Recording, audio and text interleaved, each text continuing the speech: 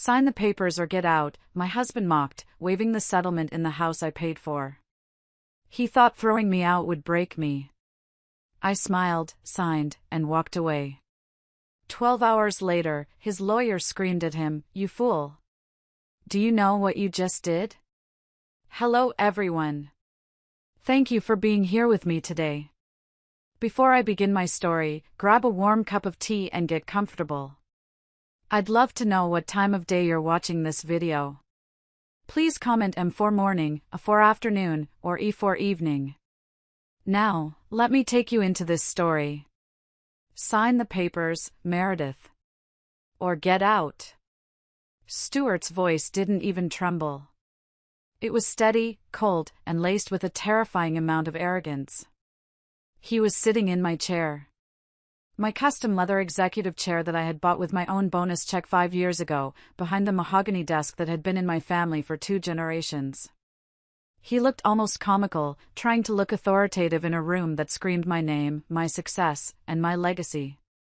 But there was nothing funny about the document he was shoving across the polished wood surface toward me. It was 7 a.m.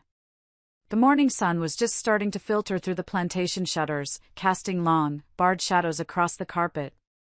I had just come back from my morning run, still wearing my leggings and a light jacket, expecting to grab a coffee and start my workday. Instead, I walked into an ambush. "You can't be serious, Stuart," I said, my voice barely a whisper. I wasn't scared. I was stunned by the sheer audacity. He smirked, leaning back and lacing his fingers behind his head. He was wearing the silk robe I bought him for Christmas, the one that cost more than my first car. "I am deadly serious. Marriage is a partnership, Meredith. 50-50. But since you've been so difficult lately about my business ventures, I think it's time we restructure. This is a post-nuptial agreement. It grants me title to the house and a 50% controlling interest in your design firm. It's only fair, considering the emotional support I've provided you." Emotional support.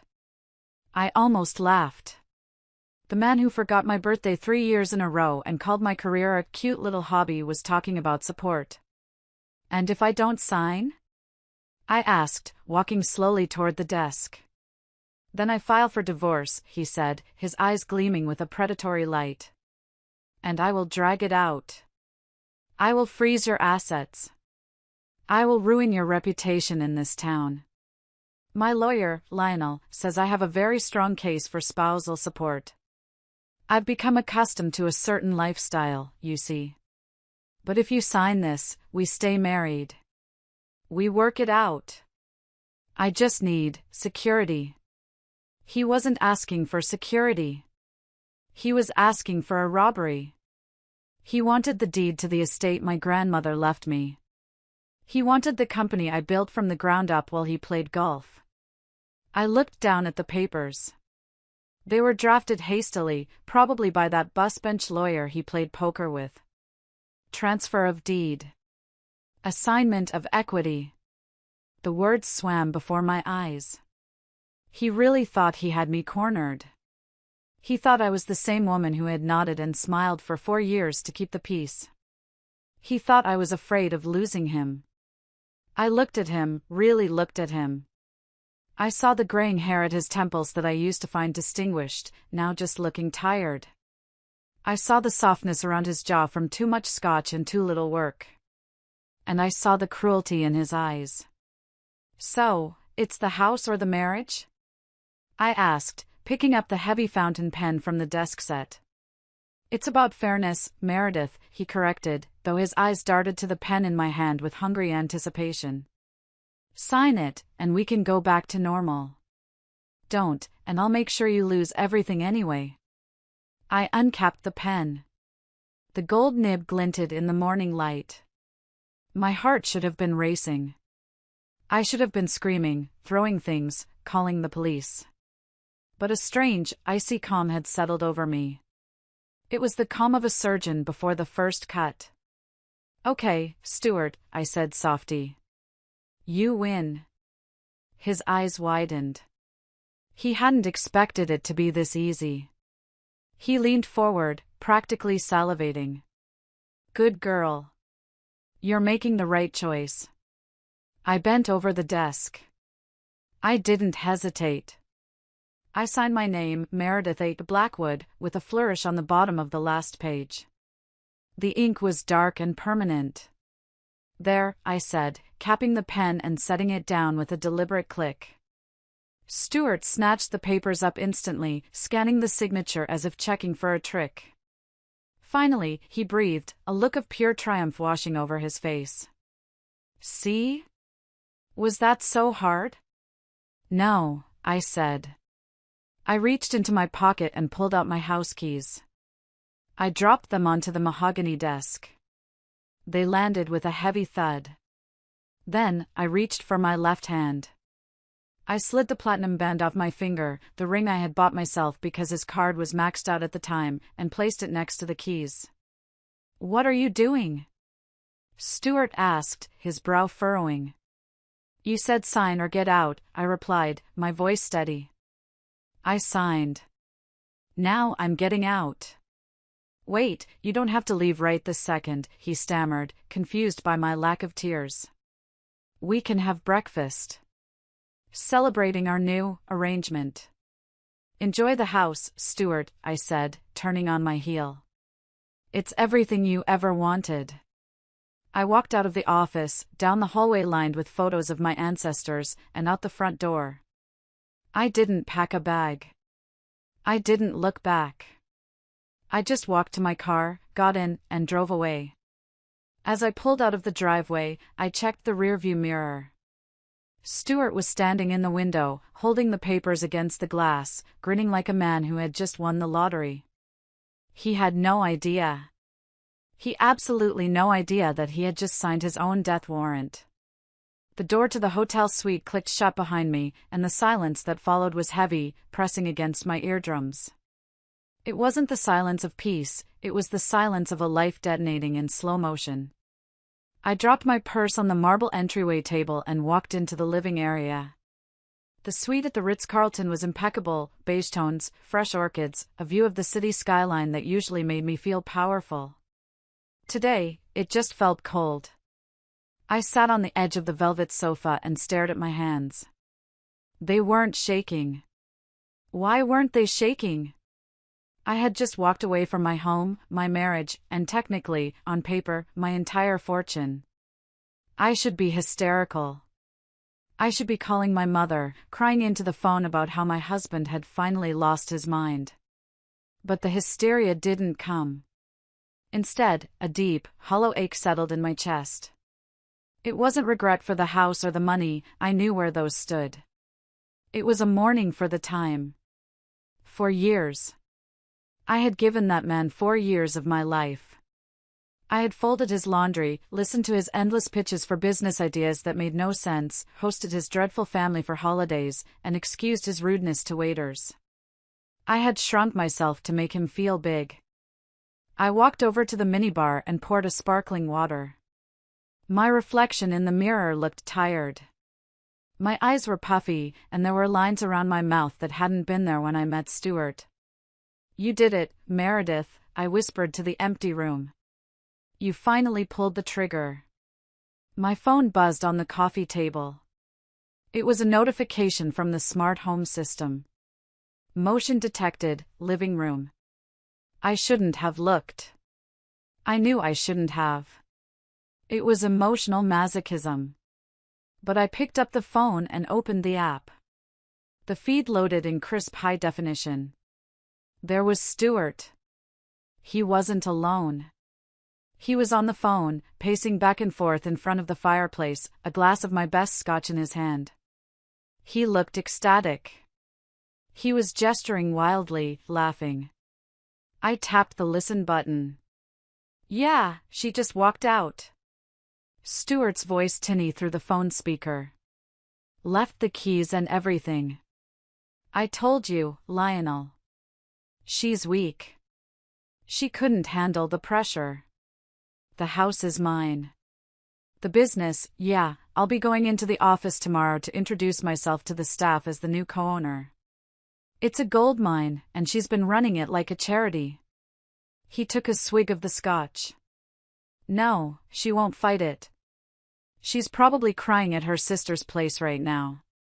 She loves me too much to drag this through court. I've got her exactly where I want her. I turned off the screen. My hand gripped the phone so tight my knuckles turned white. She loves me too much. That was his calculation. That was his entire strategy. He banked everything on the assumption that I was a desperate, aging woman who would pay any price to keep a husband. He thought my dignity had a price tag, and he had just bought it for the cost of a threatening legal document. I walked to the window and looked down at the busy street below. Cars were rushing by, people going to work, lives moving forward. The world didn't stop because my marriage had imploded. A notification popped up on my email. It was from Paige, my executive assistant. Subject: the package is ready. Body: Meredith, I've compiled the files you asked for. The forensic accountant finished the report at 4 a.m. You were right. It's worse than we thought. Do you want me to send it to Claudia now, or wait? I typed back a single word: wait. I wasn't ready to drop the hammer just yet. Not until the ink was dry on Stuart's little victory lap. I sat back down and closed my eyes, letting the memories wash over me. Before the lawyers, before the betrayal, before the hatred. I needed to remember why. I needed to remember the woman I was before Stuart Wilson charmed his way into my life and tried to dismantle it brick by brick. I needed to go back to the beginning, to the night at the charity gala where he spilled red wine on my dress and apologized with a smile that I thought was charming, but now realized was the grin of a wolf spotting a lamb who had strayed too far from the flock. It was 4 years ago, almost to the day. I was 48 then, and I had been single for a decade. My business, Meredith Blackwood Interiors, had just landed the contract for the new city library, and I felt on top of the world professionally. Personally, I was lonely. I wouldn't admit it to anyone, certainly not to my employees who saw me as the Iron Lady of Design, but going home to an empty 6-bedroom estate every night had started to wear on me. I was at the Children's Hospital Gala. It was a black tie affair, the kind where the champagne is mediocre but the networking is essential.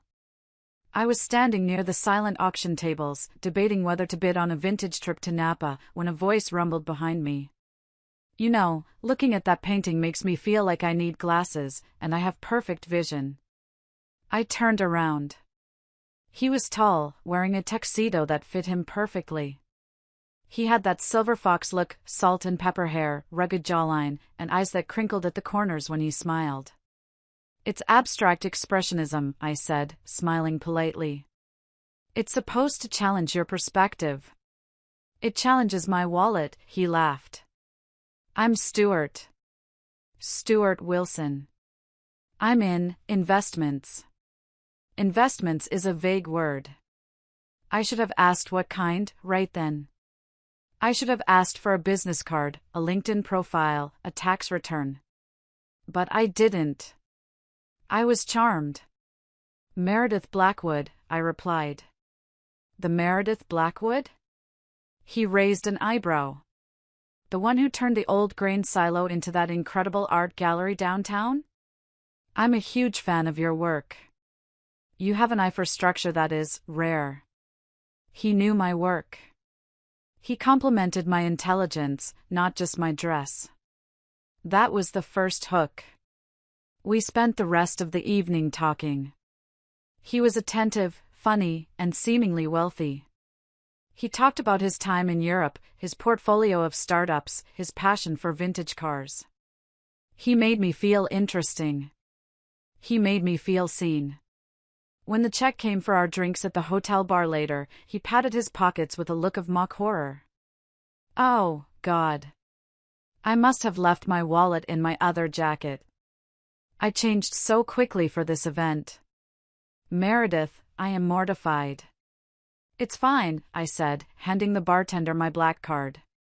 It's just drinks. No, it's not fine, he insisted, grabbing my hand. His skin was warm. I owe you. Dinner. Tomorrow night. The French place on 4th. Please. Let me make it up to you. I agreed. Of course I agreed.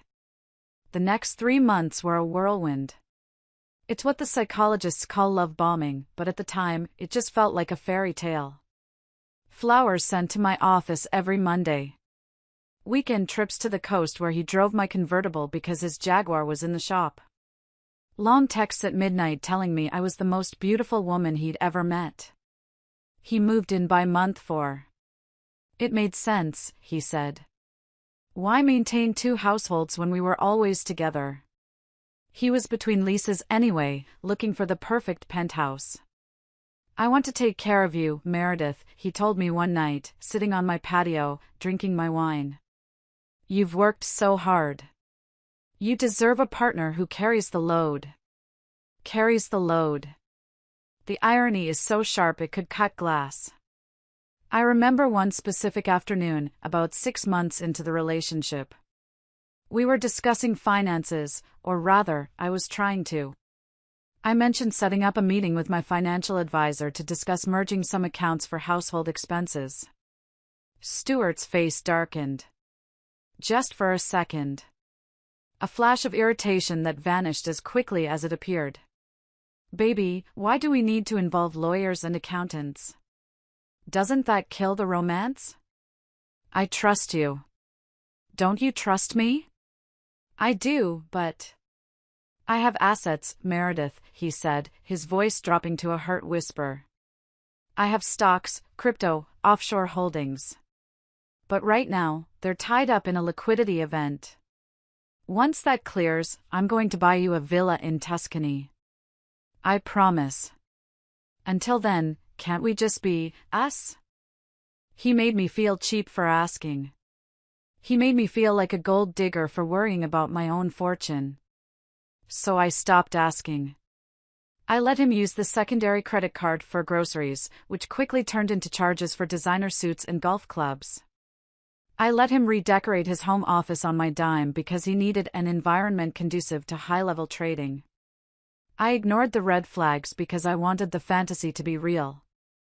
I wanted to be the power couple he described. I didn't see that I was the power, and he was just the couple. And then, he introduced me to his family. That was when the fantasy began to crack, revealing the rot underneath. If Stuart was a leech, his mother Lorraine and his sister Darla were the swamp he crawled out of. I met them 2 weeks after our quick courthouse wedding.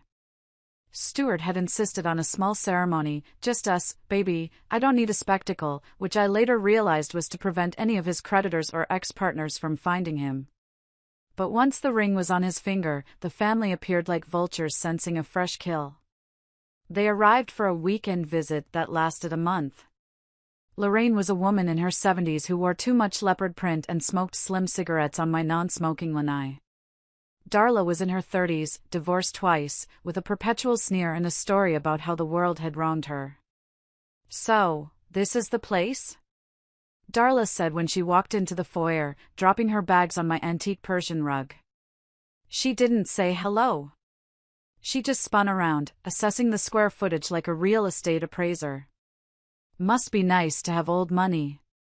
Some of us actually have to work. I work very hard, Darla, I said, forcing a smile. I run a company. Right, decorating, she scoffed. Picking out pillows. Stuart laughed. He actually laughed. Now, Darla. Meredith is very talented. She picked out this whole house, didn't she? They settled in, and the nightmare began. My house, my sanctuary, became a hostel. The refrigerator was raided nightly. My expensive face creams appeared in the guest bathroom, half empty. One evening over dinner, a roast I had paid the caterer to prepare because Lorraine complained that my cooking was too healthy, the topic of money finally came up explicitly. Stuart tells me you're not helping Darla with her situation, Lorraine said, stabbing a potato with her fork. I put down my wine glass. I'm sorry? What situation? Her car, Meredith, Stuart chimed in, reaching for the wine bottle. I told you. Her transmission blew. She can't get to her job interviews. Darla didn't have job interviews. Darla spent her days scrolling Facebook and complaining about her ex-husbands. I didn't know, I said. How much is the repair? Oh, it's totaled, Darla said through a mouthful of beef. I need a new one. Stuart said you guys were looking at getting a new SUV? I could just take the BMW. My BMW. My X5 that I used for client meetings. I am not giving away my car, I said, my voice rising. Stuart put a hand on my arm. A heavy, silencing grip. Honey, don't be selfish. We have 3 cars.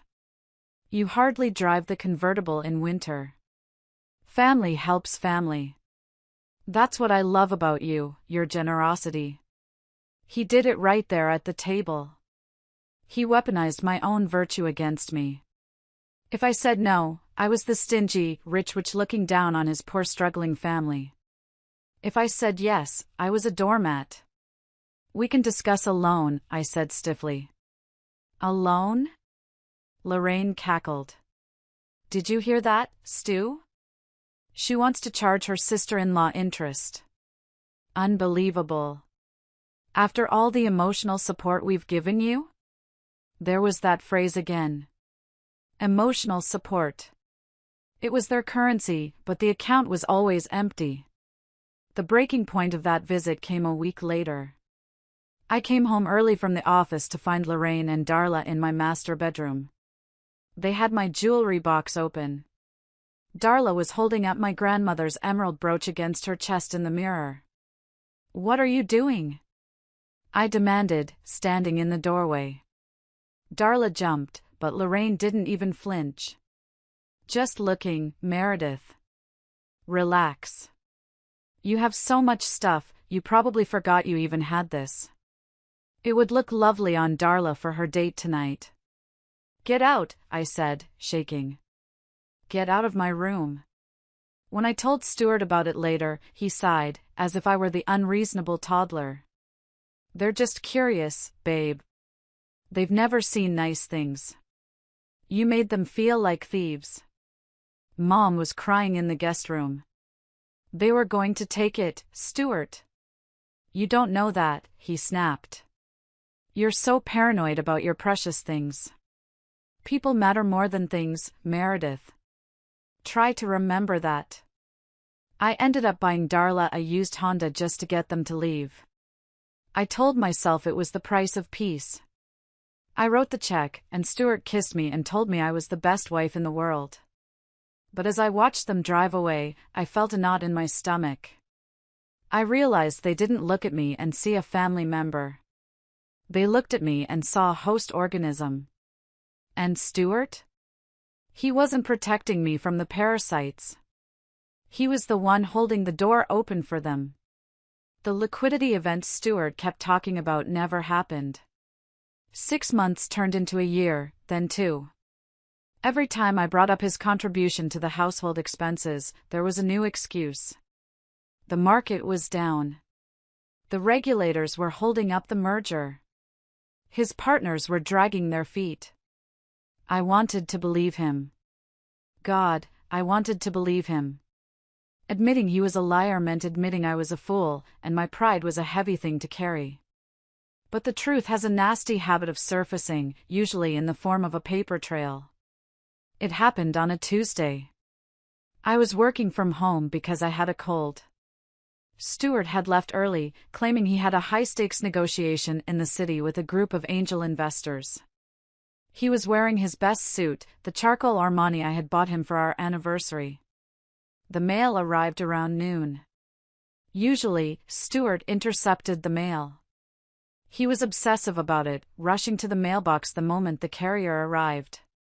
He claimed he was waiting for sensitive contract documents. But today, he wasn't there. I sorted through the pile. Junk mail. Magazines. A bill for the pool maintenance. And then, a thick envelope from American Express. It was addressed to Stuart, but it was the black card account. The one where I was the primary account holder and he was an authorized user. I rarely checked the physical statements because I had autopay set up on my business account, and frankly, I was too busy running a multi-million-dollar company to micromanage his grocery spending. But the envelope felt heavy. Too heavy for groceries. I took a letter opener and slit the top. I pulled out the statement. It was 6 pages long. I sat down at the kitchen island, my tea forgotten. My eyes scanned the lines, and my breath hitched in my throat. The Sapphire Club, Las Vegas, $4,200. Caesar's Palace Suite, $1,800. Rolex Boutique, $12,500. Delta Airlines First Class, 2 tickets, $3,400. The dates didn't match his stories. The Las Vegas charge was from a weekend when he said he was at a spiritual retreat in Sedona with no cell service. The Rolex charge was from 3 days ago, my birthday, when he had given me a card and said his gift was on backorder. And the airline tickets. 2 tickets. To Miami. For next weekend. I felt sick. Not the cold sick, but a deep, visceral nausea. I went to my computer and logged into the banking portal. I dug deeper. I looked at the cash withdrawals. $500 here. $800 there. ATM fees at casinos. ATM fees at nightclubs. Then I looked at his business deposits. There were none. 0. In 2 years of marriage, Stuart Wilson had contributed exactly $0 to our joint account. I had been funding a Playboy lifestyle for a man who claimed to be an empire builder. I heard the garage door open. Stuart was home early. I scrambled to shove the papers back into the envelope, but then I stopped. Why was I hiding? I was the victim here. I left the statement spread out on the marble counter. Stuart walked in, loosening his tie. He looked flushed, happy. Meredith. Great news. The meeting was a home run. They're talking about a 7-figure injection by next quarter. He stopped when he saw me. He saw the papers. He saw my face. What's that? He asked, his smile faltering slightly. This, I said, pointing to the line item for the Rolex, is your 7-figure injection. Who is it for, Stuart? Because it certainly isn't on my wrist. He froze. For a split second, I saw the panic. But then, the mask slid back into place. He sighed, a sound of immense disappointment. You opened my mail? That's a federal crime, Meredith. It's my account. I shouted, slamming my hand on the counter. I pay the bill. Who did you go to Vegas with? Who are you going to Miami with? He walked over to the fridge and grabbed a water, taking his time. Gaslighting requires patience, and he was a master. The Rolex is an investment piece, Meredith. I bought it to flip it. You have to spend money to make money. And Vegas?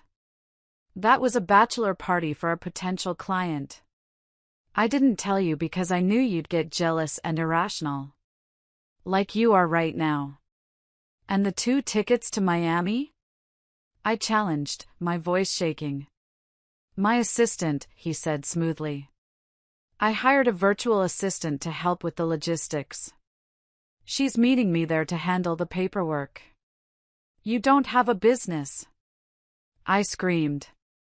You don't have clients. You have nothing, Stuart. You are nothing but a leech. His face went cold. He set the water down. Careful, Meredith. You sound like a shrew. Is this really how you talk to your husband? The man who loves you? I'm trying to build a future for us, and you're obsessing over pennies. $12,000 is not pennies. It is to people who think big, he sneered.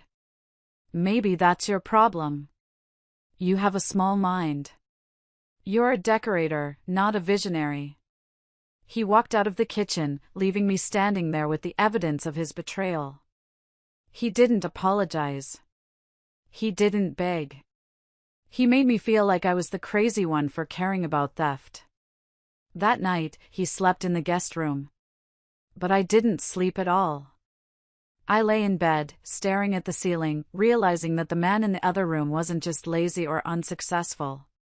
He was dangerous. He believed his own lies. And I needed to know who was sitting in the other seat on that flight to Miami. I didn't cancel the Miami trip. Instead, I hired a private investigator named Mr. Vance. He was expensive, discreet, and terrifyingly efficient. I gave him the flight details and told him I wanted pictures. 3 days later, while Stuart was supposedly closing deals in South Beach, Mr. Vance sent me a Dropbox link. I sat in my office, the door locked, and clicked the link. The photos were high resolution. There was Stuart, wearing the linen shirt I bought him, laughing at a poolside bar. And next to him, draped over him like a cheap accessory, was a girl. She couldn't have been more than 25. Blonde, incredibly fit, wearing a bikini that looked more like dental floss than swimwear. Subject: Tiffany Miller. Age 24. Personal trainer at Ironclad Gym. Current residence: a studio apartment in the Garment District, rent is 3 months overdue. I scrolled through the photos. They were drinking champagne. They were kissing. In one photo, he was applying sunscreen to her back with a familiarity that made my stomach turn. But the real knife in the heart was the video file. Mr. Vance had managed to get close enough to their table at dinner to record audio. The restaurant was noisy, but the voices were clear enough. I put on my headphones. "She's so annoying, baby," Stuart's voice. "She watches every penny now." I had to fight just to get the limit raised on the card for this trip. "When are you going to leave her?" Tiffany's voice was high, nasal, and whining. "You said by summer. I'm tired of living in that dump. I want to live in the big house with the pool." "I can't just leave, Tiff," Stuart explained, sounding like he was explaining quantum physics to a toddler. "If I leave now, I get nothing. We signed a prenup, remember? I get 0. I paused the video. "A prenup. We did have a prenup." It was the one smart thing I had done, insisted upon by my father before he passed. It protected my premarital assets. Stuart had signed it begrudgingly 4 years ago. I pressed play. "So what do we do?" Tiffany asked.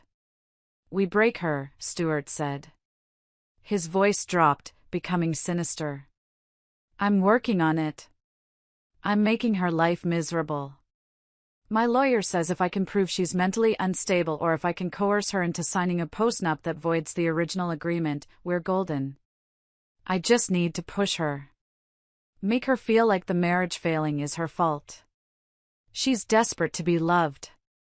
If I threaten to leave, she'll pay anything to make me stay. And then we get the house? Then we get the house. We get the company. We get everything. And we kick the old hag out to the curb." I ripped the headphones off my head and threw them across the room. Old hag. Break her. Coerce her. I couldn't breathe. The air in the room felt too thin. I stood up and walked to the window, pressing my forehead against the cool glass.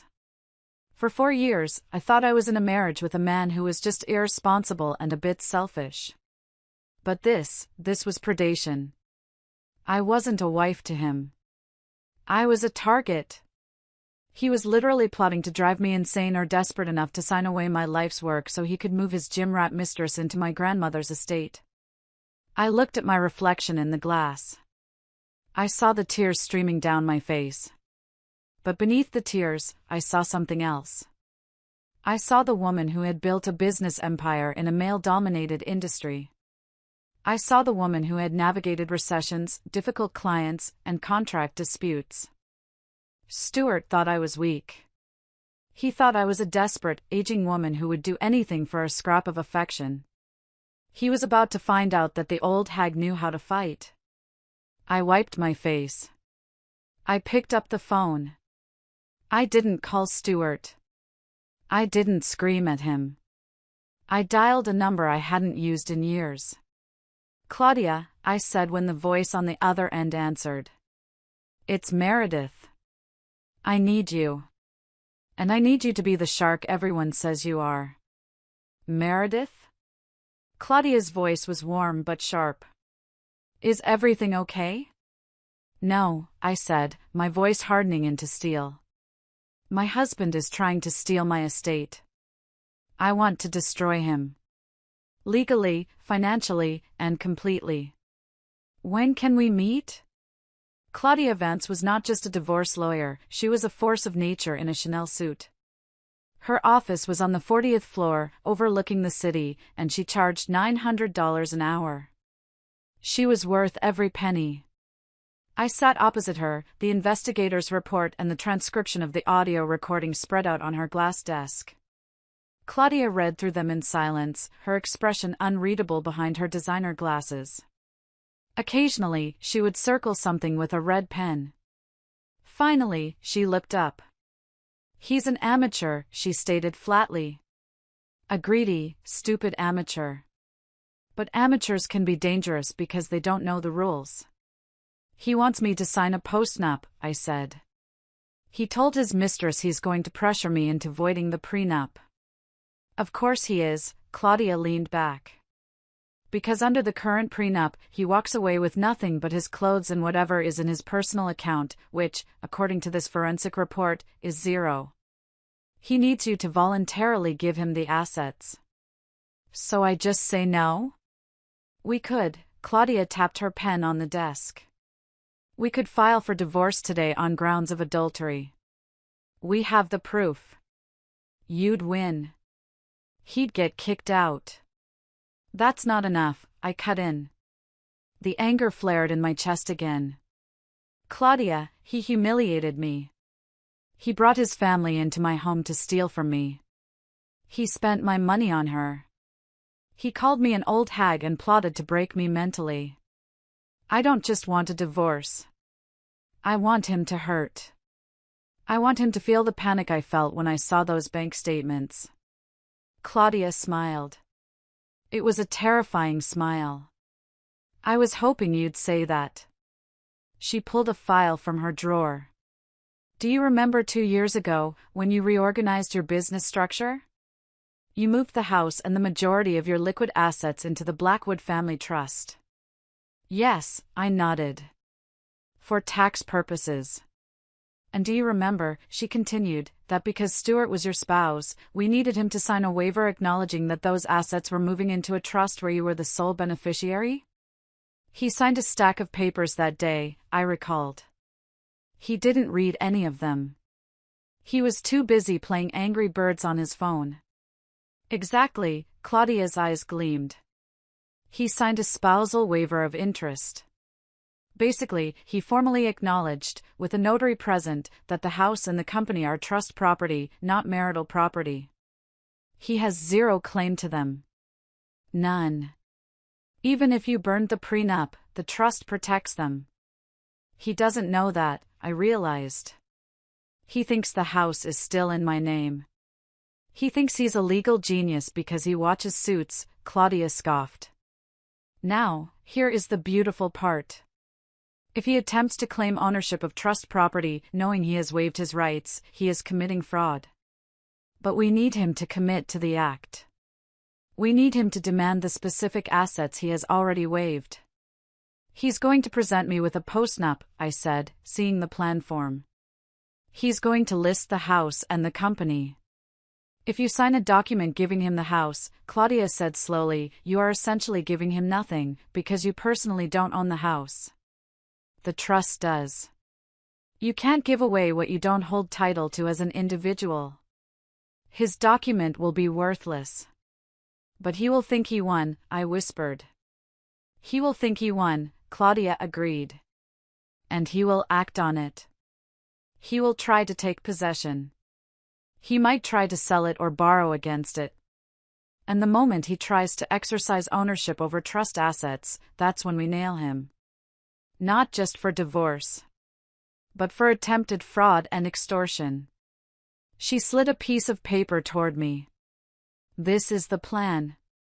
It requires you to be an actress, Meredith.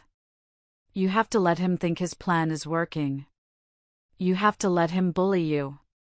You have to let him present that papers. And then I sign them, I finished the sentence.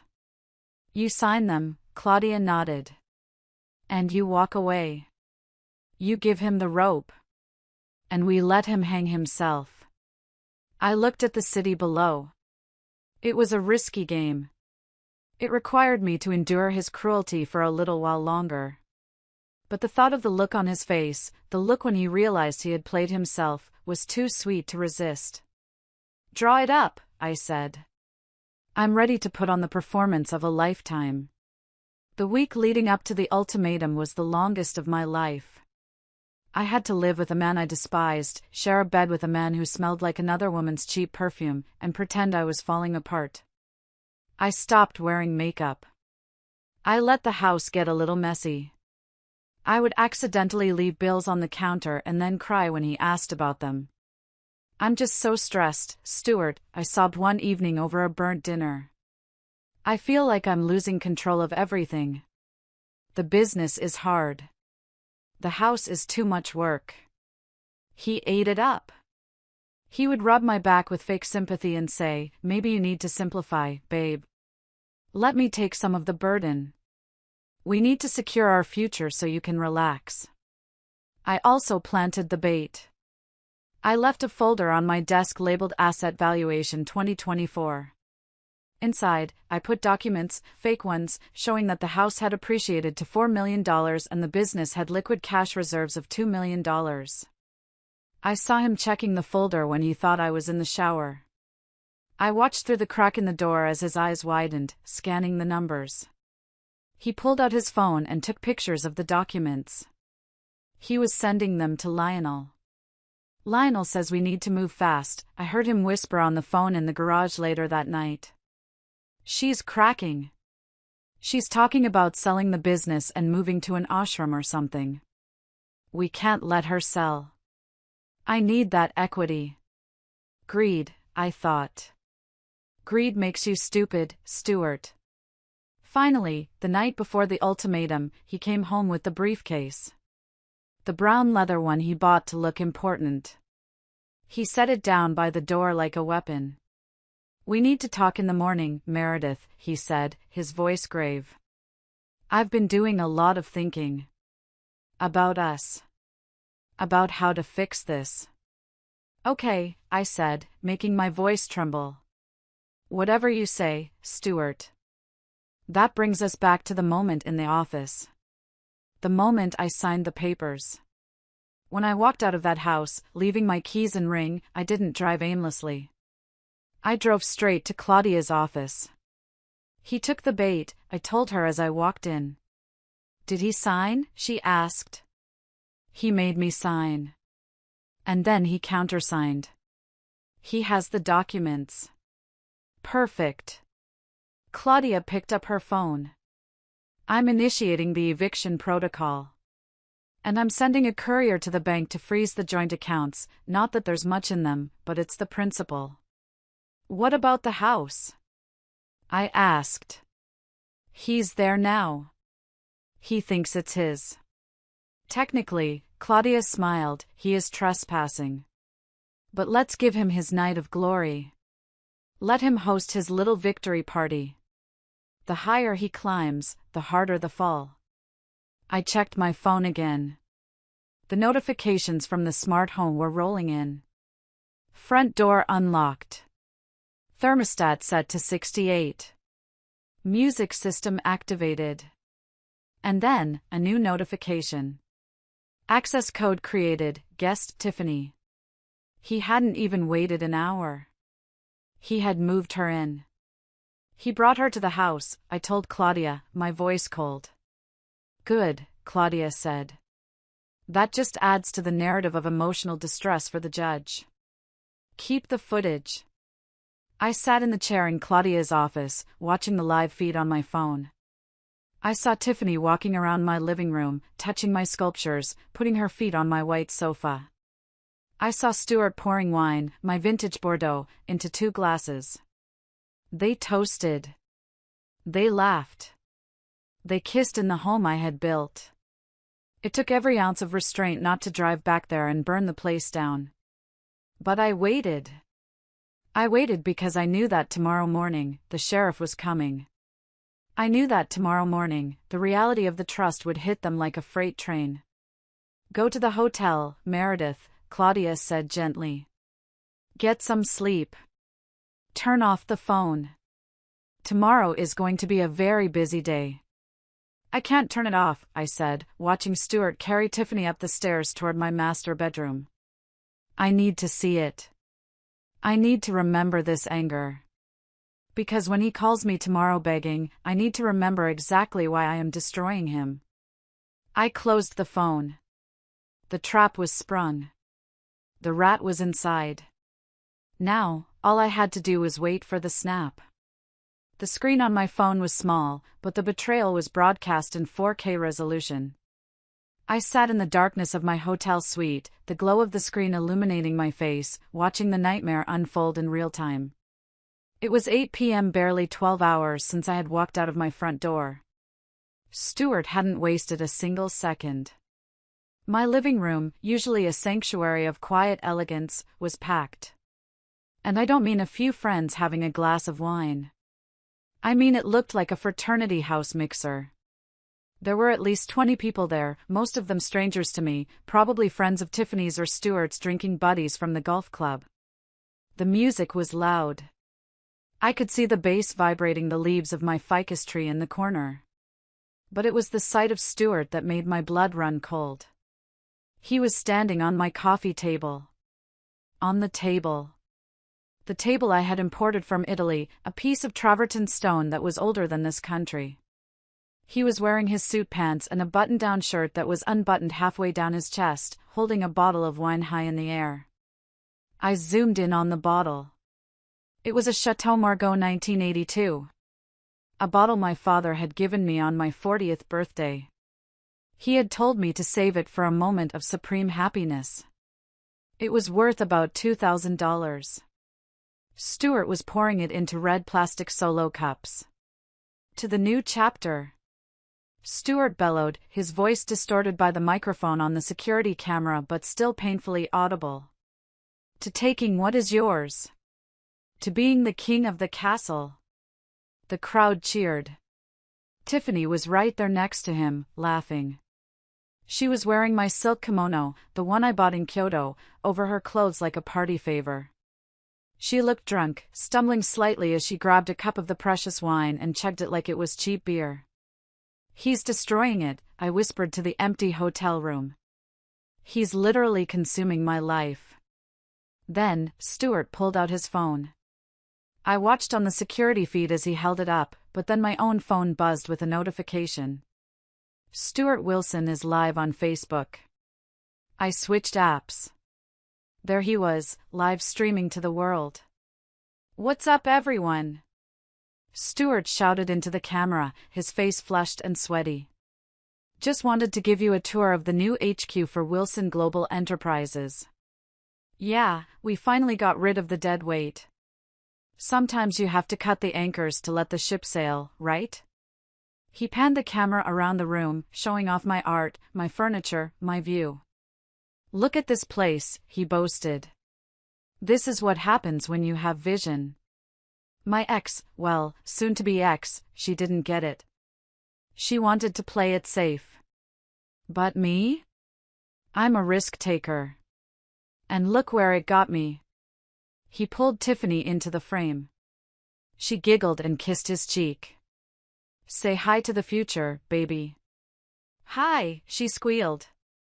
We're going to redo the kitchen, right, Stu? All this wood is so old-fashioned. Whatever you want, babe, Stuart promised. It's our house now. Comments were rolling in on the live stream. Most were from his sycophantic friends. Congrats, bro. Finally getting what you deserve. Leveling up. But I also saw comments from our mutual acquaintances. From the wives of his golf buddies. From neighbors. Wait, isn't that Meredith's house? Did Meredith move out? This is awkward. He was documenting his own demise. He was creating public, time-stamped evidence of his looting. Every sip of that wine, every unauthorized guest, every claim of ownership was another nail in his legal coffin. I felt a vibration of pure rage starting in my toes and working its way up. It wasn't the sad, heavy grief of the morning. It was a hot, sharp, energizing anger. He wasn't just stealing, he was mocking. He was dancing on the grave of our marriage before the body was even cold. He climbed down from the table, nearly knocking over a Ming vase. "All right, listen up," he shouted to the room. "The pool is open. Who wants to swim?" A roar of approval went up. I watched as people started stripping down to their underwear, running toward the sliding glass doors that led to my pool area. I closed the app.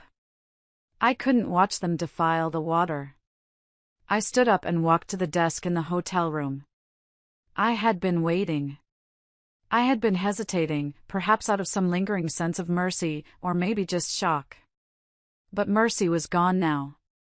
The sight of that 1982 Chateau Margaux being poured into a solo cup had killed the last shred of empathy I had for Stuart Wilson. I opened my laptop. Ideally, I would have waited until morning to start the financial execution. But Stuart wanted to play king of the castle tonight? Fine. Let's see how the king rules when the treasury is empty.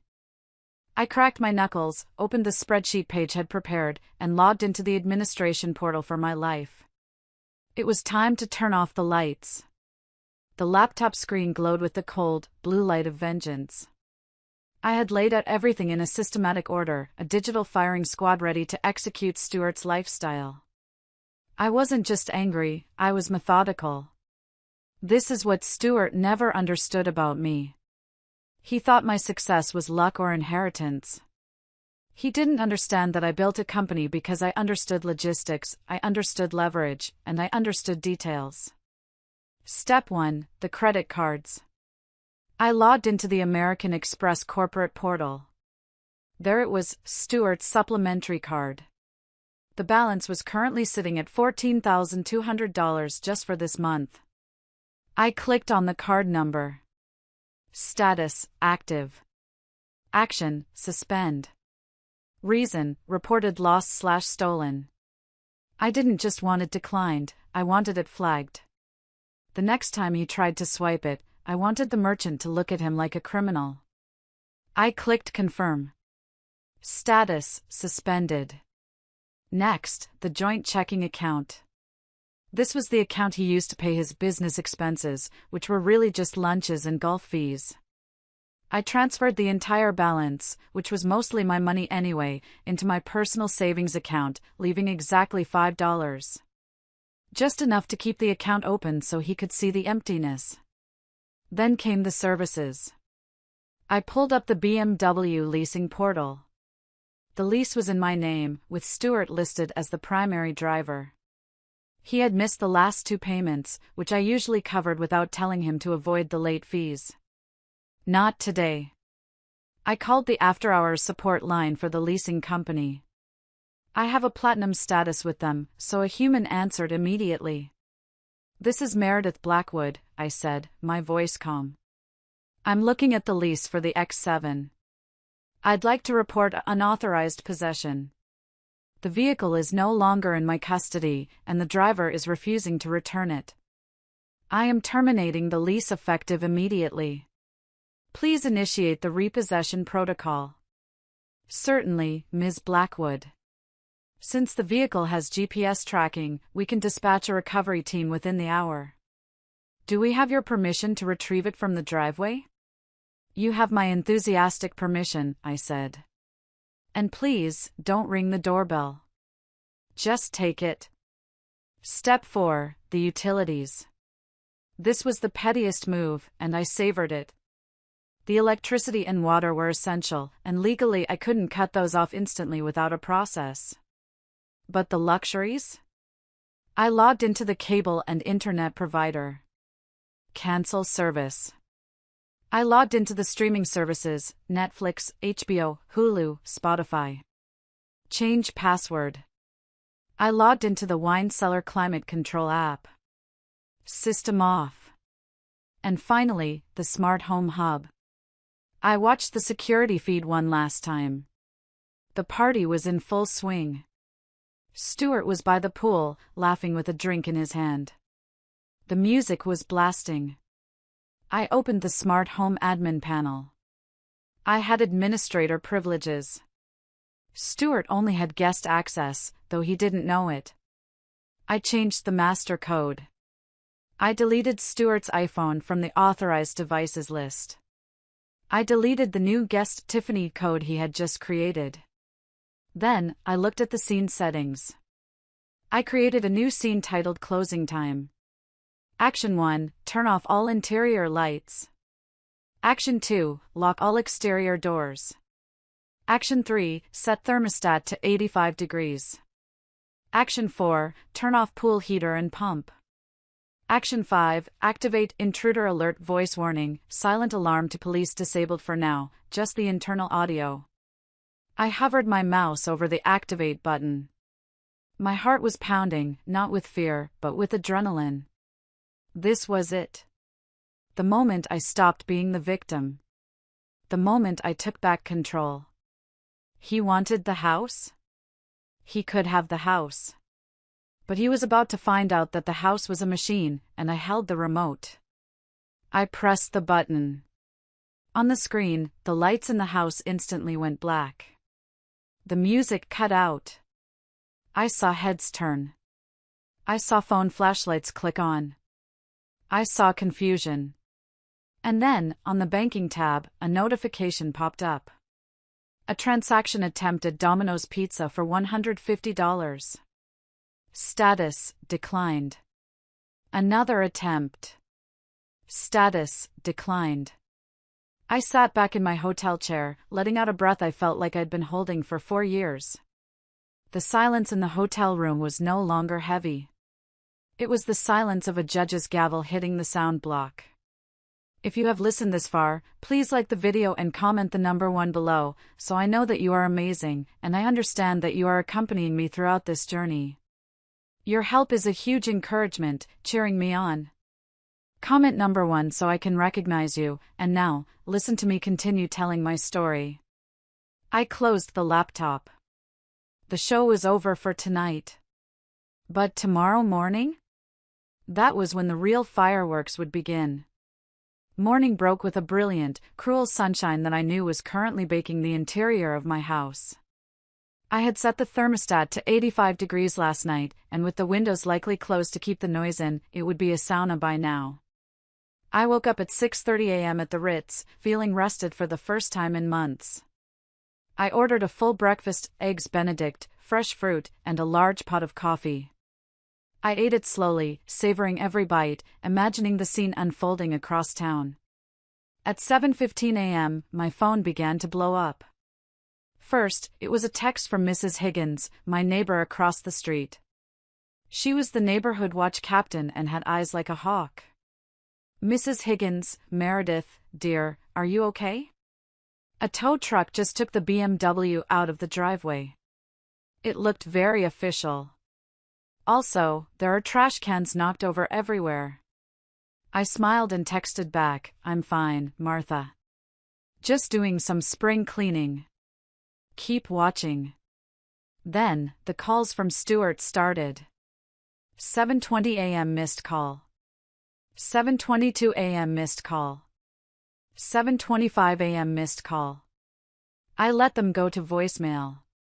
I wanted him to marinate in his confusion. At 7:30, a text from Stuart came through. Text, internet is down. Power is acting weird. AC is broken. Need the password for the router. Also, where is the car? Did you take it for a service? He still didn't get it. He still thought these were accidents. He thought I was just at my sister's cooling off. He couldn't conceive of a world where I would actually strike back. I imagined him standing in the kitchen, hungover, a headache splitting his skull. He would be reaching for the coffee maker, my Jura Z10 that cost $4,000. He would press the button for a double espresso to cure his hangover. But he wouldn't get coffee. Because I had locked the machine through the app. The screen would just say, "User not authorized." The pettiness of denying him caffeine felt incredibly satisfying. At 8 a.m., the panic set in. He tried to order breakfast. I got the notification from Uber Eats on my iPad, which was still logged into the family account. Order failed. Payment method declined. He tried to switch to the backup card.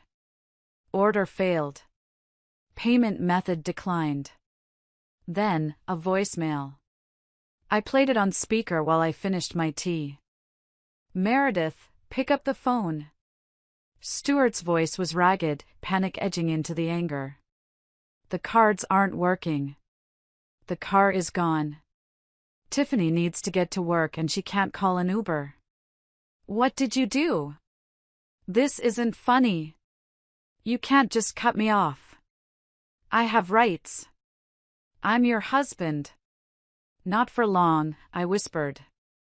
I decided to answer the next text, just to twist the knife. "Stuart, call me now. This is financial abuse." "Meredith, I'm sorry, who is this?"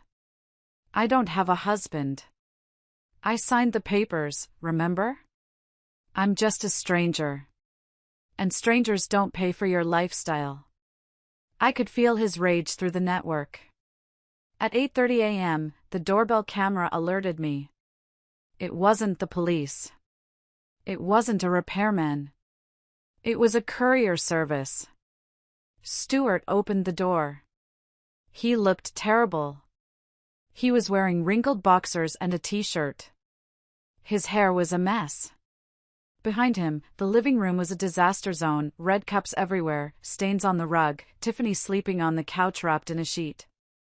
The courier handed him a large envelope. "Sir, for Stuart Wilson?" the courier asked. "Yeah, that's me," Stuart grunted, snatching the envelope.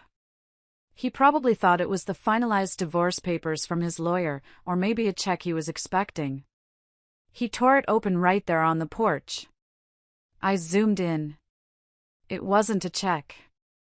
It was the formal notice from the Blackwood Family Trust. And clipped to the front was a letter from Claudia Vance, printed on heavy, terrifyingly official letterhead. Stuart read the first line. I saw his shoulders stiffen. He read the second line. His mouth dropped open. He looked up at the camera. He knew I was watching. He looked right into the lens, his face pale, his eyes wide with a dawning horror. He didn't scream. He didn't rage. He just looked small. He turned around and ran back into the house, tripping over the threshold, shouting for Tiffany to wake up. The realization had landed. The hangover was about to get a lot worse. Because in about 10 minutes, his phone was going to ring, and it was going to be the one person he thought was on his side. The call came at 8:45 a.m. I wasn't privy to it directly, but Claudia recounted it to me later with gleeful precision. However, I got the gist of it because Stuart, in his panic, put it on speakerphone while pacing in the living room, right under my high-fidelity security microphone. His lawyer, Lionel, was on the other end. Lionel, the man who advertised on daytime TV between soap operas. "Lionel, you have to fix this." Stuart was shouting, pacing around the red Solo cups. "She cut everything. The car is gone. And I just got this letter from her lawyer saying I'm trespassing. Trespassing in my own house." There was a pause. Then, Lionel's voice erupted from the phone, so loud it distorted the speaker. You idiot! You absolute, colossal moron! Stuart stopped pacing. What? Why are you yelling at me? You said we had her cornered. I just got the discovery file from her lawyer. Lionel screamed. Do you have any idea what you just let her do? Do you know what you signed yesterday? I signed the postnup. The one you wrote. Stuart stammered, looking at Tiffany, who was now sitting up, looking terrified. It gives me the house. It gives you nothing.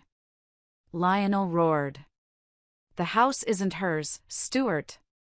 The house belongs to the Blackwood Family Trust. The company belongs to the trust. She doesn't own them individually, so she can't sign them over to you.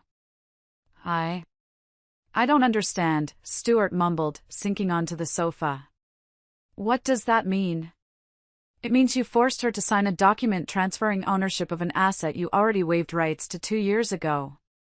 Lionel was hyperventilating. Her lawyer sent me the waiver you signed. You acknowledged the trust. And now, by forcing her to sign this transfer under threat of divorce, you have officially committed documentary fraud. You attempted to extort a trust asset. That is a felony, Stuart. A felony.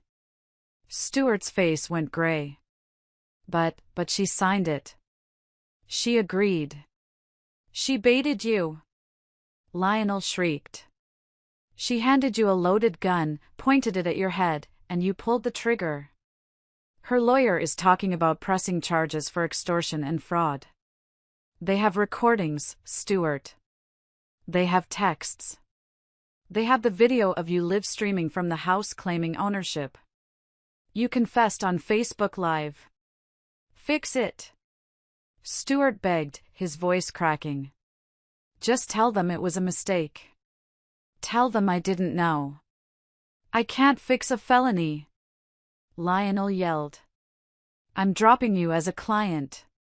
I am not losing my license because you decided to play tycoon with a shark like Meredith Blackwood. You are on your own. My advice? Get out of that house. Right now. Before the cops show up. Click. The line went dead. The silence in the living room was absolute. The only sound was the hum of the refrigerator and Tiffany's shallow breathing. Stuart dropped the phone. It clattered onto the hardwood floor. He looked at Tiffany. He dropped me, Stuart whispered. Tiffany stood up, pulling the sheet tighter around her. What does that mean, Stu? Do we get the house or not? Stuart looked at her, and for the first time, I saw the hate in his eyes. Not for me, but for her. For the distraction. For the greed that she had fueled. There is no house, Stuart said, his voice hollow. It's a trust. It was never hers to give. So, you're broke? Tiffany asked, her voice losing all its softness. Like, actually broke? I'm worse than broke, Stuart laughed, a manic, high-pitched sound. I'm about to be arrested. He stood up and ran his hands through his hair. We have to go. Lionel said to leave. We have to pack. We? Tiffany took a step back. I'm not going anywhere with you if the cops are coming. I have a career, Stuart. I'm an influencer. You're a part-time trainer who hasn't paid rent in 3 months. Stuart snapped. Pack your bags. We're going to my mom's. I am not going to your mother's trailer. Tiffany shrieked. I sat back in my hotel chair, sipping my tea. It was unraveling faster than I had anticipated. The rats were turning on each other. Then, my phone buzzed again. It was a notification from the front gate security system. Visitor, Lorraine Wilson. Visitor, Darla Wilson. The flying monkeys had arrived. They must have seen the Facebook live stream or heard the panic in Stuart's earlier calls. They were coming to claim their share of the victory. I watched the feed as Darla's beat-up Honda, the one I paid for, rolled up the driveway.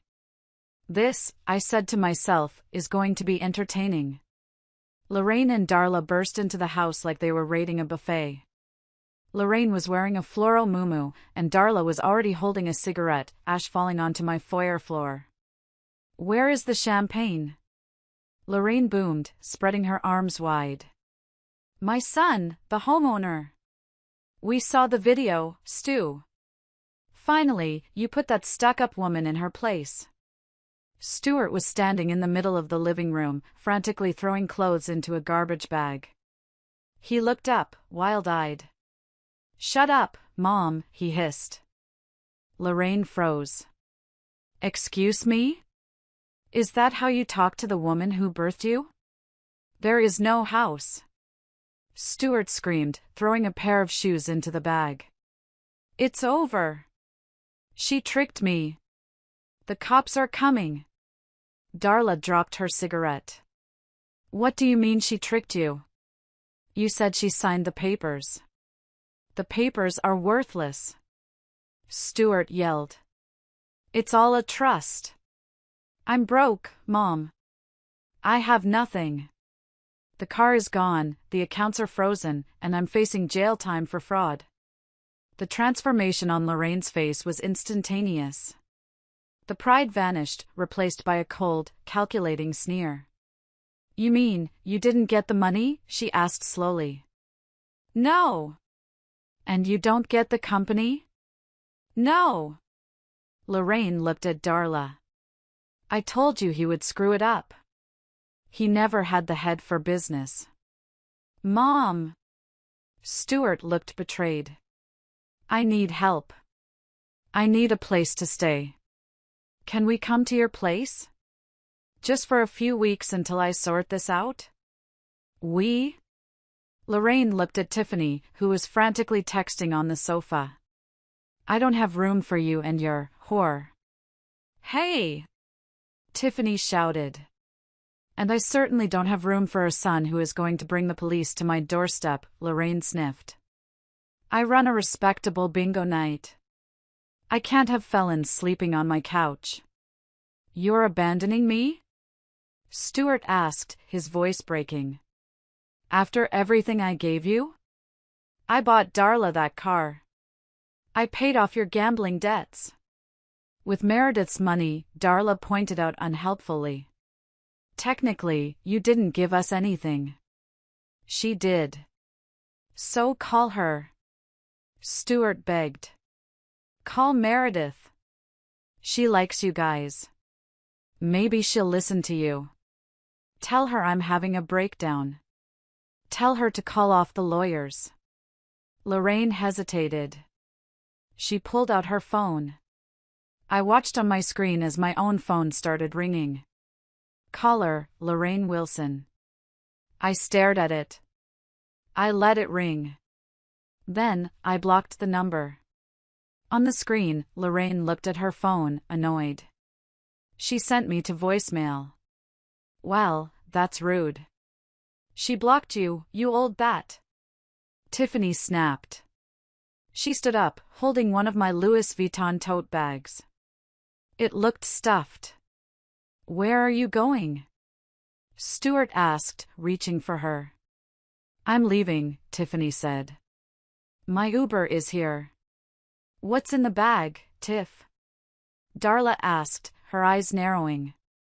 "Just my stuff," Tiffany said quickly, clutching the bag tighter. "That's Meredith's bag," Stuart said, realizing. "And it looks heavy." "What did you take?" "It's my compensation," Tiffany yelled. "For wasting 6 months of my life with a loser." She tried to bolt for the door. Stuart grabbed her arm. Darla grabbed the bag. The three of them wrestled in the hallway, screaming obscenities at each other. The bag ripped open. My jewelry spilled out. My grandmother's pearls. My diamond tennis bracelet. Several expensive watches. You thief! Lorraine shrieked. Those are valuable. Let go of me! Tiffany screamed, scratching Stuart's face. Suddenly, the front door burst open. It wasn't the police. Yet. It was Mrs. Higgins, my neighbor. She was holding her phone up, recording the whole thing.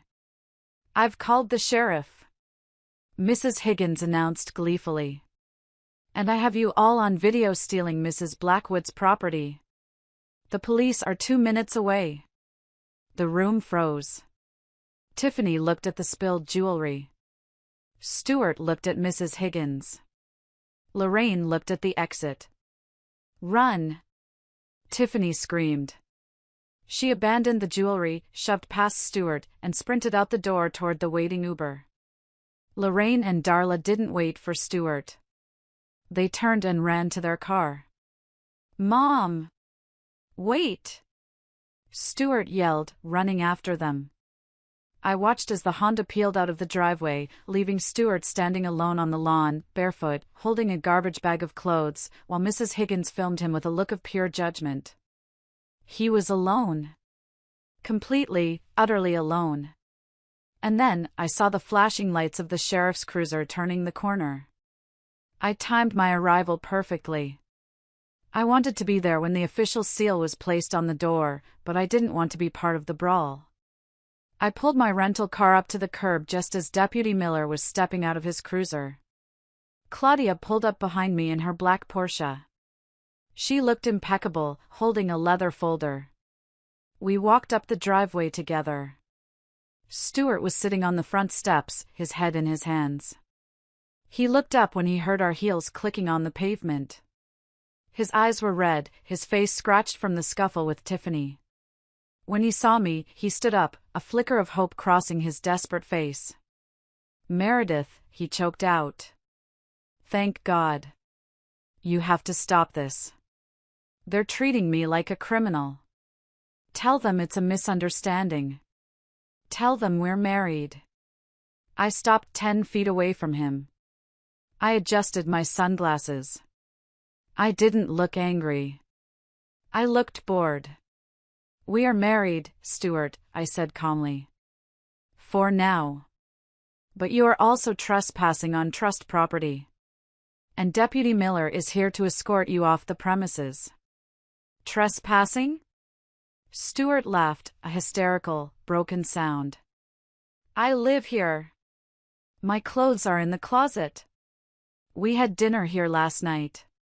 Correction, Claudia stepped forward, her voice sharp as a razor. You broke into a property managed by the Blackwood Family Trust. You have no lease.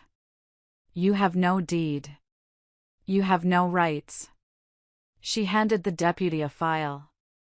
Officer, here is the restraining order granted by Judge Harmon this morning, citing domestic disturbance, attempted fraud, and theft. Also included is the eviction notice effective immediately. Deputy Miller nodded. He was a stern man who had known my father. He looked at Stuart with undisguised contempt. Mr. Wilson, the deputy said. You have 30 minutes to collect your personal essentials. That means clothes and toiletries. No electronics, no valuables, no furniture. Then you need to vacate the property. If you return, you will be arrested. Where am I supposed to go? Stuart cried, looking at me. Meredith, please. I have nowhere. My mom left me.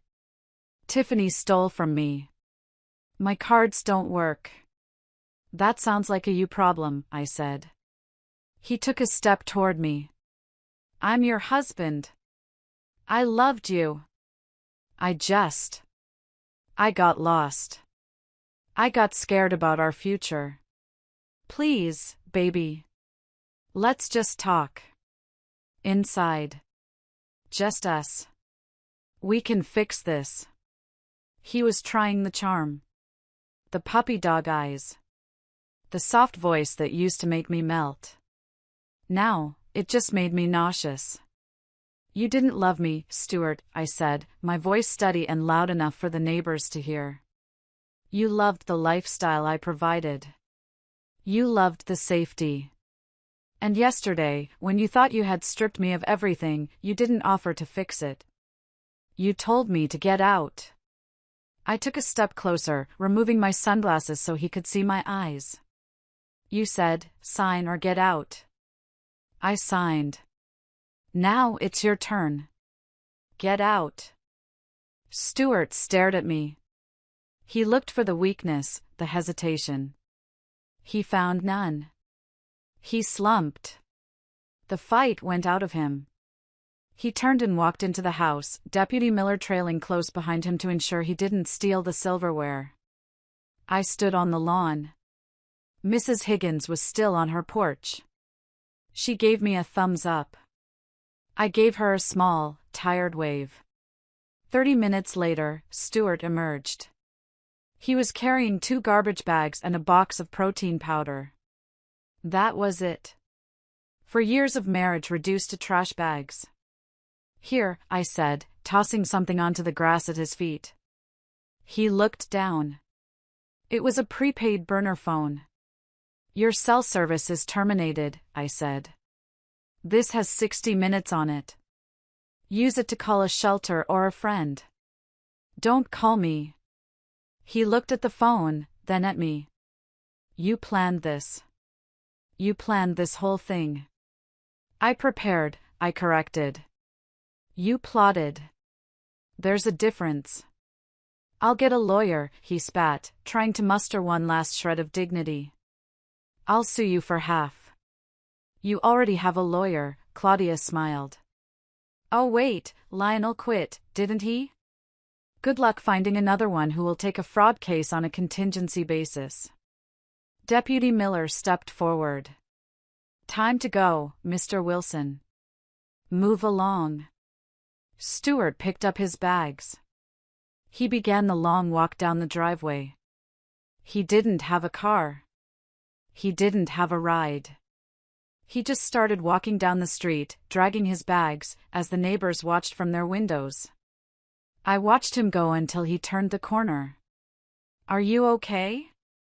Claudia asked, touching my arm. I took a deep breath. The air smelled like freshly cut grass and victory. I'm better than okay, I said. I'm free. The image of Stuart Wilson walking down the street of our exclusive gated community, dragging black garbage bags like a hobo, became instant folklore in our town. I didn't watch it personally. I went inside to inspect the damage, but the video footage provided by the community's security cameras and Mrs. Higgins' Facebook page painted a vivid picture. He walked for 2 miles. He tried to hail a cab, but none stopped.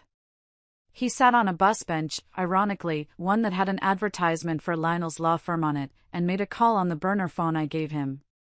I later learned he called his brother in Ohio. His brother hung up on him. He called his golf buddy, Mike.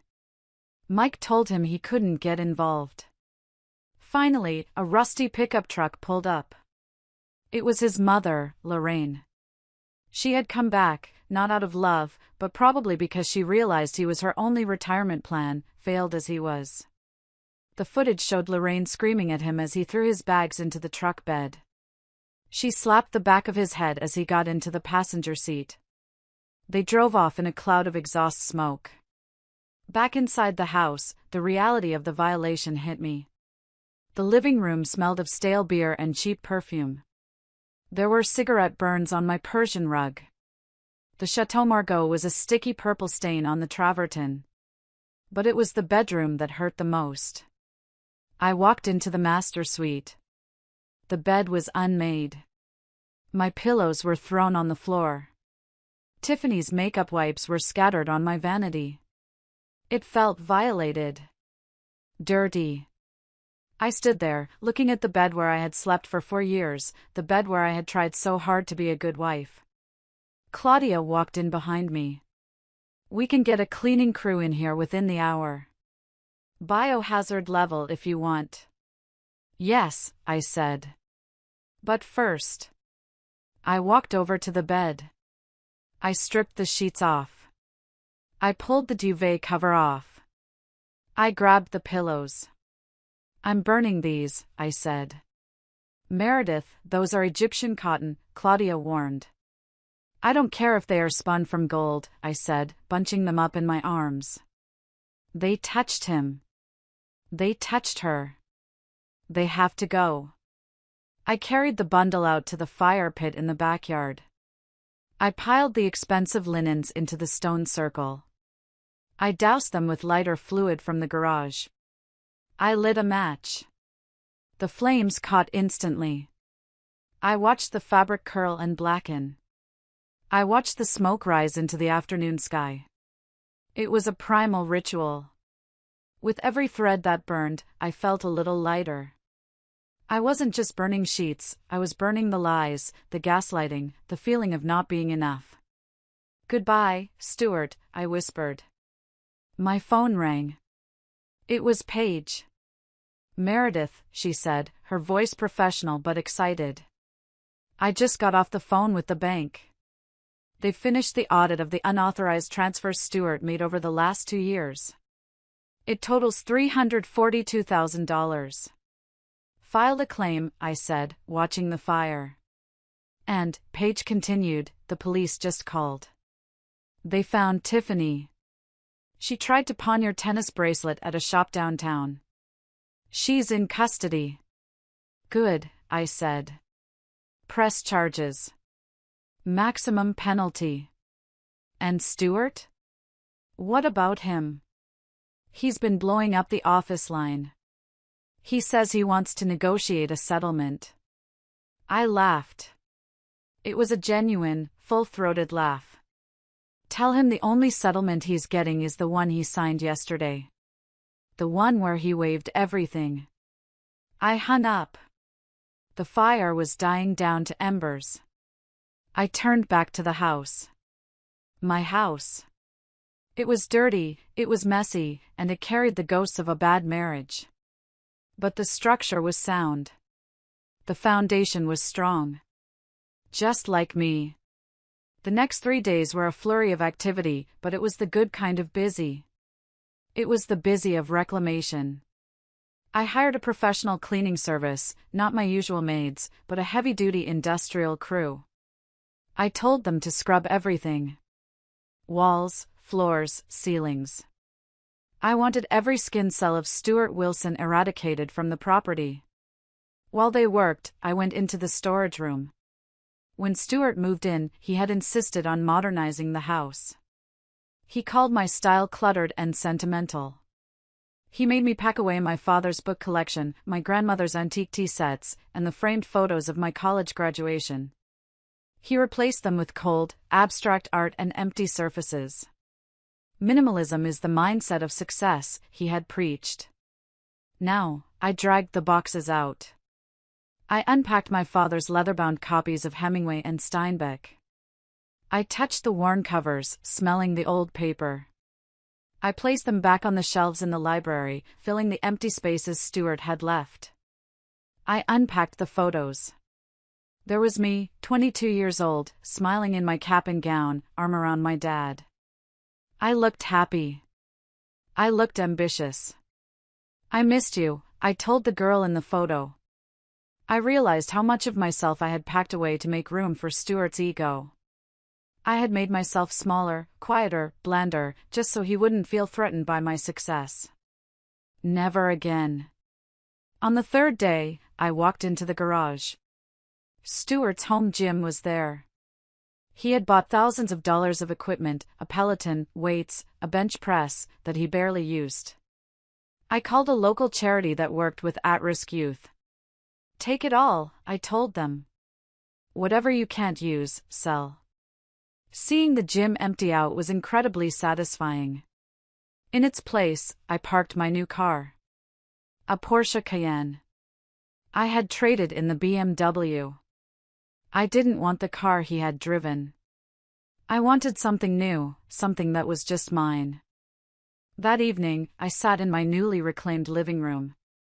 The air smelled of lemon and sage. The shelves were filled with my books.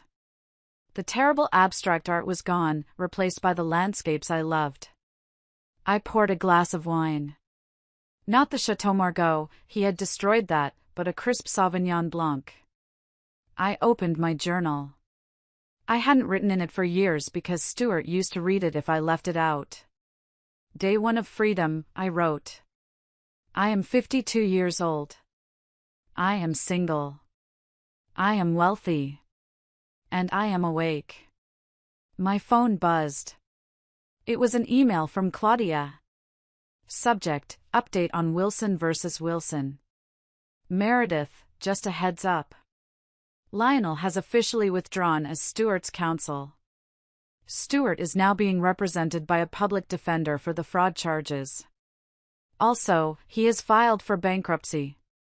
It seems the empire was mostly debt. I closed the email. I felt a twinge of pity, but it was distant, like watching a character in a movie make bad choices. He had had every opportunity. He had a wife who supported him, a home that was safe, a life that was comfortable. But he got greedy. He wanted the golden goose, so he cut it open, only to find there was nothing inside but his own reflection. I took a sip of wine. The house was quiet. No TV blaring sports. No complaints about the food. No gaslighting. It was the most beautiful sound I had ever heard. 6 months later, I stood in the back of a courtroom, wearing a suit that cost more than Stuart's car, if he had one. I didn't have to be there. The divorce had been finalized weeks ago via mediation, which Stuart attended via Zoom from his mother's kitchen table. But today was the hearing for the fraud charges and the civil suit I had filed for the restitution of the stolen funds. Stuart was sitting at the defendant's table. He looked diminished. He had lost weight, but not in a healthy way. His suit was ill-fitting, likely bought at a thrift store. His hair, once perfectly styled, was thinning and dull. He didn't see me at first. He was too busy arguing with his public defender in a hushed, frantic whisper. The judge, a no-nonsense woman named Judge Patterson, entered. Mr. Wilson, she began, looking over her glasses. We have reviewed the evidence. The bank records, the video footage, the signed documents. It is the opinion of this court that you engaged in a systematic pattern of financial deception. Stuart stood up. Your Honor, I was just borrowing the funds. I intended to pay it back. My wife, my ex-wife, she misunderstood. You spent $342,000 on luxury items, travel, and a mistress while contributing nothing to the marital estate, the judge read from the file. You then attempted to coerce Ms. Blackwood into signing over trust assets through intimidation. That is not a misunderstanding, sir. That is predation. The gavel bang made him jump. Judgment is found in favor of the plaintiff. You are ordered to pay restitution in the amount of $342,000.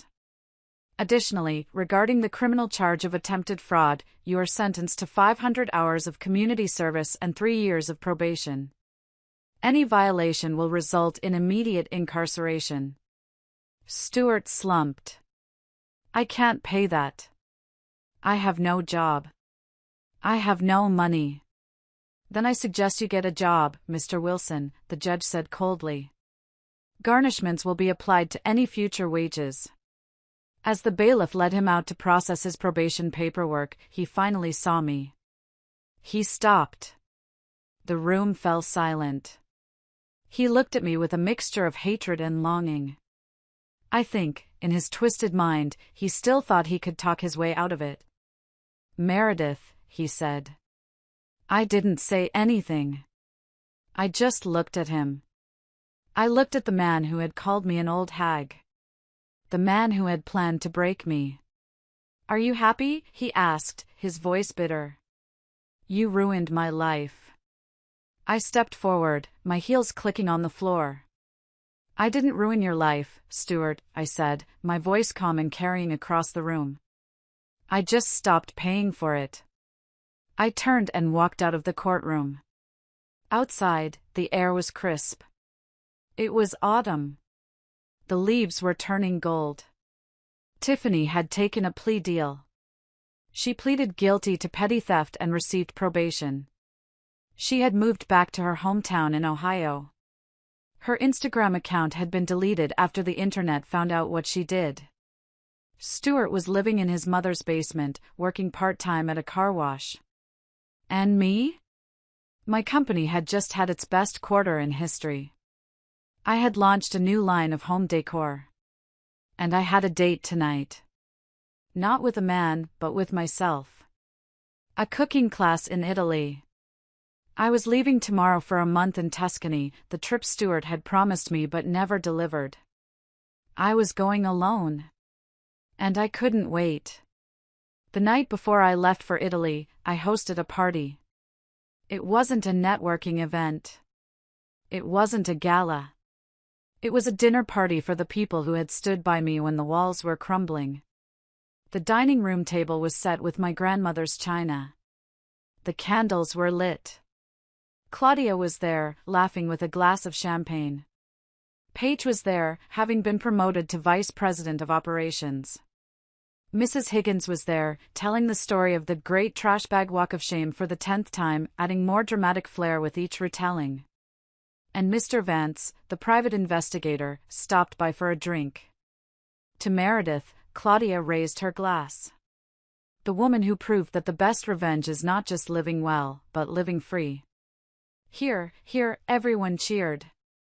I looked around the table. These were people who respected me. Not for my money, but for my character. I have a toast, I said, standing up.